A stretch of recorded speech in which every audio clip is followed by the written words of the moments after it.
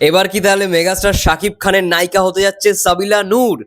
মানে নাট্য জগতের বিখ্যাত একটি মুখ তিনি, তার অনেক নাটক দেখেছি। তাহলে কি ফর দ্য ফার্স্ট টাইম সাবিলা নূরের সঙ্গে মেগাস্টার শাকিব খান?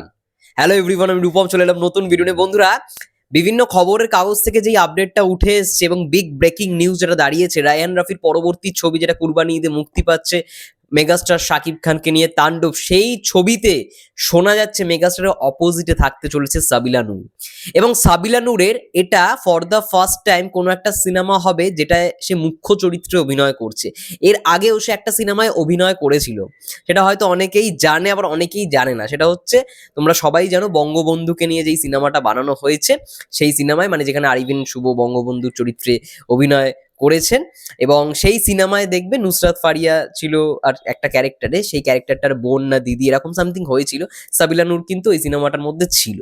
তো এইবারে তার প্রথম সিনেমা হতে চলেছে অ্যাজ আ লিড, মানে লিড ক্যারেক্টার বা নায়িকা হিসেবে একেবারেই নতুন একটা চরিত্র, মানে নতুন ভাবে সিনেমায় কোথাও গিয়ে তার ডেবিউ হতে চলেছে। তো সাবিলা নূরের অভিনয় বলবো না যে খুব খারাপ, তার অভিনয় আমি দেখেছি, অনেক নাটক দেখেছি।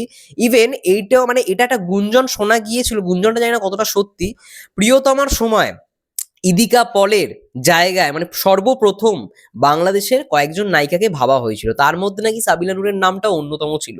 সাবিলা নূর ছিল, সাফা কবির ছিল, হতে পারে, কিন্তু সাবিলা নূরের নাম কিন্তু তখন এসেছিল। মানে প্রিয়তমা সিনেমায় যখন ইদিকা পল তখনও কনফার্ম হয়নি, একেবারেই তো প্রথমে কনফার্ম হয়নি। তো তার প্রথমে বাংলাদেশের কয়েকজন নায়িকাকে আই থিঙ্ক সিলেক্ট করেছিল হিমেল আশরাফজি, তখন আই থিঙ্ক সাবিলা নূরের নাম ছিল। এটা একটা গুঞ্জন বা রিউমার বলতে পারো, মানে শোনা গিয়েছিল। তো এইবারে ব্যাপারটা এমন একটা সময় এসছে এবং যেরকম ভাবে মানে এই নিউজটাকে ব্রেক করা হলো বিভিন্ন পত্রিকার তরফ থেকে, বড় নামি দামি পত্রিকার তরফ থেকে, যে সাবিলা নুরি হয়তো তাণ্ডব সিনেমায় শাকিব ভাইয়ের অপোজিটে থাকতে চলেছে এবং তার সঙ্গে সঙ্গে জায়া আহসানও থাকবে। আর সব থেকে আরো একটা বড় এক্সক্লুসিভ খবর, এই ছবিতে 40 সেকেন্ড মানে 40 সেকেন্ডের জন্য দেখা যেতে পারে ক্যামিও চরিত্রে শরীফুল রাজকে। ভাবো কি হবে, মানে শাকিব খান, শরীফুল রাজ একটা সিনেমা একটা ফ্রেমে। এবং তাণ্ডবের গল্প সম্পর্কে যেটা আভাস পাওয়া যাচ্ছে সেটা হচ্ছে বাংলাদেশের একটা টেলিভিশন চ্যানেল, সেই চ্যানেলে মানে একটা শোরগোল বা সেই টেলিভিশন চ্যানেলের অফিসে আগুন লেগে যাবে বা কিছু একটা হবে। তো সেই টেলিভিশন চ্যানেল মানে চ্যানেলের আর কি সমস্ত মানে কি বলবো অফিসের মধ্যে একটা দাঙ্গা বা কিছু হয়ে যাওয়া নিয়ে তাণ্ডবের ঘটনাটা এগোবে। এবং তাণ্ডবের গল্প কিন্তু এখন নয় বন্ধুরা, এটা আই থিঙ্ক ওই 90s টাইমেরই কোনো ঘটনাকে দেখানো হবে, আমার যেটা মন বলছে। এবং রায়হান রাফি স্যার তিনিও কিন্তু এই গল্পটা যখন রায়হান রাফি স্যার নিজে ইন্ডাস্ট্রিতে আসে তখনকার মানে সময় সে ভেবে রেখেছিল গল্পটা, শুধুমাত্র মানে শুধুমাত্র বাজেটের জন্য সে কিন্তু সিনেমাটা করতে পারেনি। এখন বাজেট পাচ্ছে এবং তাণ্ডব তুফানের থেকেও বড় আকারে, বড় গ্র্যান্ডার করে রিলিজ হবে এবং বড় রকমভাবে মেকিং হবে।